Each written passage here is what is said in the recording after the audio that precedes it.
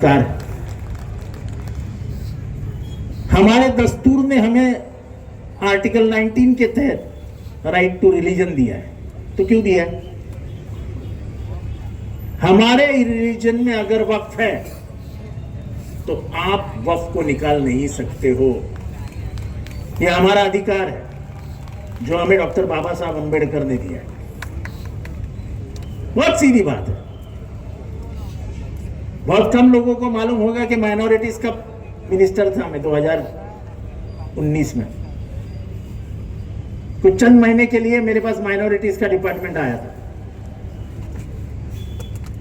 तब नागपाड़ा के बहुत बड़े अदारे की फाइल मेरे पास आई थी। वो फाइल मेरे पास आई थी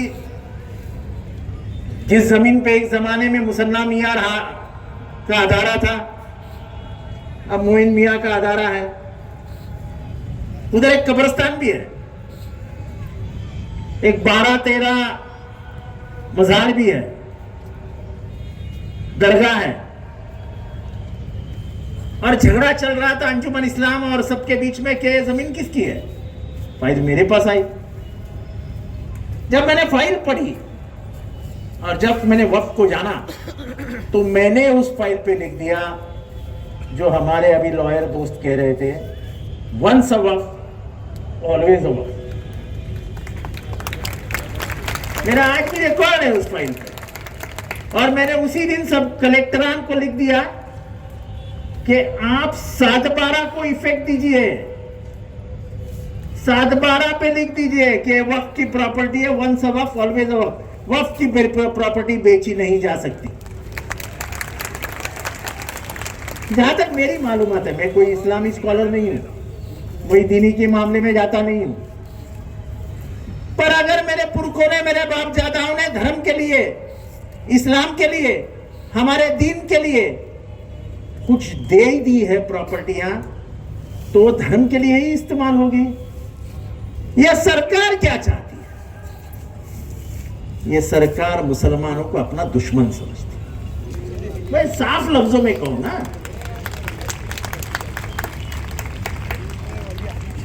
कब्रिस्तान कहां से लाओगे? अगर वक्फ की जमीनें नहीं रही तो कब्रिस्तान कहां से लाओगे? कब्रिस्तान लाने के लिए आपको कलेक्टर के सामने घुटने टेकने पड़ेंगे और भाई कब्रिस्तान दे दो, कब्रिस्तान दे दो। अरे गवर्नमेंट गरीबों को, दलितों को, मुसलमानों को खाने नहीं दे रही, कब्रिस्तान की जमीन देगी?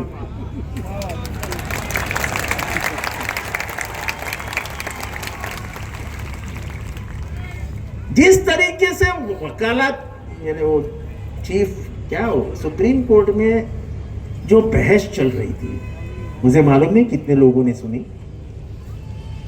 लेकिन संजय खन्ना से, जो chief justice his lordship justice Khanna थे, उनसे जिस तरीके से हमारे सॉलिसिटर जनरल तुषार मेहता बात कर रहे थे, कितने लोगों ने सुना था? वो धमका रहे थे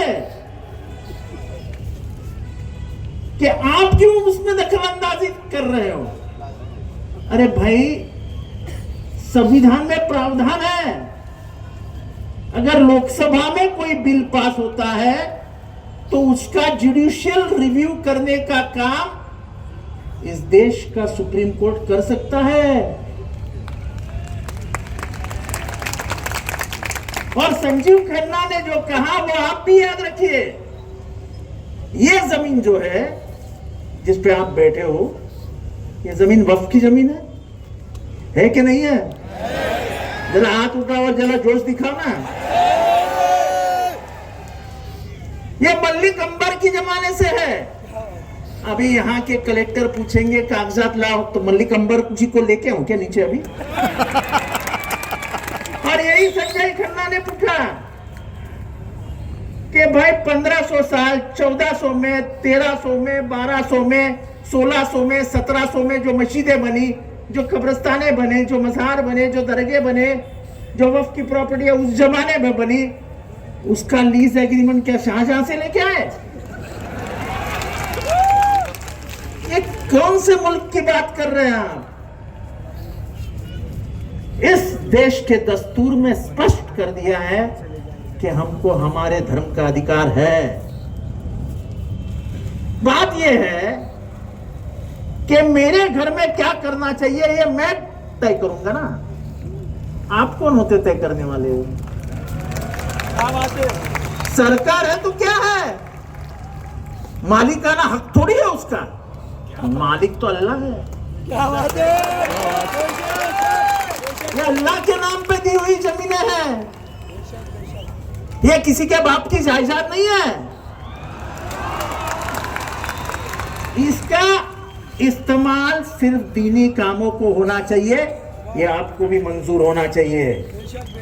जिसने भी जमीन, मैं बहुत अहम बात कहने जा रहा हूं, जिसने भी जमीन अंबानी को दी, भले वो हमारा भाई था लेकिन वो कौम का दुश्मन। तुम यतीम खाने की जमीन अंबानी को कैसे दे सकते हो? कुछ कुछ गलतियां हमारे से हुई जिसके ऊपर आज उंगलियां रखी जा रही है, लेकिन अगर कानून करना है तो हमें मंजूर है। कानून ये करो कि वक्फ की प्रॉपर्टी या इसके बाद बेची नहीं जा सकती, जो बेचेगा वो जेल में जाएगा। हमें मंजूर है, हमें मंजूर है। लेकिन हमारे बापजादाओं ने हमारे अगली नस्ल के लिए, हमारे कॉलेजेस के लिए, हमारे तालीम के लिए, हमारे मदरसे के लिए, हमारे मस्जिदों के लिए जो प्रॉपर्टियां हमारे दीनी मसलात के लिए रखे हैं, उसको खींच लेना। भाई साहब 2 मिनट लो, आप ऐसे बाजू में खड़े रहेंगे तो मुझे बात करने ही नहीं आएगी। मैं वो दिल से बात करने वाला आदमी हूं, मैं नकली बात नहीं करता हूं।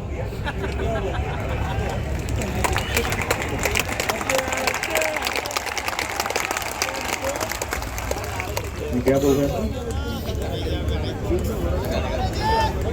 नारे तकबीर! ये बापदादाओं ने जो प्रॉपर्टियां दी है वो हमारे अगली नस्ल के लिए है, और उस नस्ल को तुम घुटने पे लाके शर्मिंदगी महसूस करके उसको ऐसे खड़ा करना चाहते हो। भाई दे दे, भाई दे दे, भाई दे दे, भाई। ऐसा है, सब प्रॉपर्टी है जो वक्फ की है। अभी ताजमहल देखो आगरा का, उसके बाजू में कितनी बड़ी प्रॉपर्टी है। अगर सरकार उसको मालिकाना हक करेगी तो कल उधर 5 स्टार होटल बन जाएगा। आज दिल्ली में जितनी भी ओपन लैंड है, सबसे ज्यादा ओपन लैंड किसके पास है? वक्फ के पास है। सबसे मध्य दिल्ली की इंपॉर्टेंट प्रॉपर्टी किसके हाथ में है? वक्फ के हाथ में है। सब प्रॉपर्टी ओपन हो जाएगी, सब प्रॉपर्टी यानी वो हुमायूं साहब का मकबरा है, बाजू में 10-20 एकड़ की प्रॉपर्टी है। कल यहाँ के बड़े बड़े उद्योगपति उसके मालिक बन जाएंगे और बिल्डिंगें खड़ी होगी। अरे जो पैसा हमारे बापजादाओं ने हमारे लिए रखा है, दीन के लिए रखा है, उसको आप खाना क्यों चाहते हो? क्या कम है क्या सरकार को खाना खाने के लिए?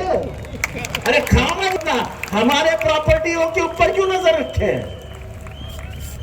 और ये कौन सी बात है कि हमारी प्रॉपर्टियां, ठीक है हमारे से गलतियां हुई, मैं माइनॉरिटी मिनिस्टर था, मुझे मालूम है गलतियां कहां किसने किसने की है, मैं नाम नहीं लेना चाहता, लेकिन वो गलतियां रखने के लिए सख्त कानून बनाओ। लेकिन हमारी प्रॉपर्टी हमारे हाथ से हम जाने नहीं देंगे, क्योंकि ये प्रॉपर्टी किसके नाम पे नहीं है? अल्लाह के नाम पे, अल्लाह के नाम पे, और अल्लाह के नाम पे रखी हुई 1 इंच भी जमीन हम जाने नहीं। निशिकांत दुबे उठता है जो बीजेपी का सांसद है, और जैसे ही वक्फ का सुप्रीम कोर्ट में जो केस चालू है, उसमें जैसे ही संजय खन्ना जरा इंडिकेशन देता है, थोड़ा सा इशारा करता है कि ये गलत हो रहा है, तो वो क्या बोलता है? सुप्रीम कोर्ट को डराने की कोशिश करता है। संजय खन्ना को बोलता है, हिज लॉर्डशिप संजय खन्ना जो रिटायर हो गए, कि ये संजय खन्ना सिविल वॉर लगाना चाहता है। अरे तुम क्या, जो जज आजाद सोच का है, इंडिपेंडेंट सोच रहा है, उसका भेजा भी अपने कब्जे में लाना चाहते हो, सुप्रीम कोर्ट को भी अपने ताबे में लेना चाहते हो। अगर यह हुआ तो यह देश के बर्बादी की तरफ पहला कदम होगा। अगर सुप्रीम कोर्ट को भी यह दाखला दिया जाएगा कि जो सरकार सोच रही है वो तुमको सोचना पड़ेगा, तो फिर सुप्रीम कोर्ट चाहिए क्यों? उसको आजाद रहने दो, तब भारत का दस्तूर बचेगा। और वक्फ का आज का कानून ये डॉक्टर बाबा साहब अंबेडकर के दस्तूर के खिलाफ उठाया हुआ कदम है। तो मेरे साथ को, हम दस्तूर बचाने निकले हैं, हम संविधान बचाने निकले हैं। आओ हमारे साथ चलो, हम देश बचाने निकले हैं। आओ हमारे साथ चलो। खुदा हाफिज।